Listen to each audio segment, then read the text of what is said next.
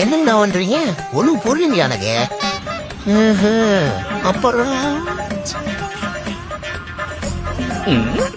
அது என்னங்கண்ணா, என்னமோ நாத்து பொம்மை மாதிரி என்னைய பாக்குறீங்க?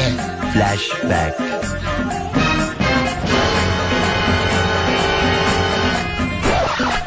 என்ன பங்கு மாட்டிக்கிட்ட பங்கு. A few minutes later.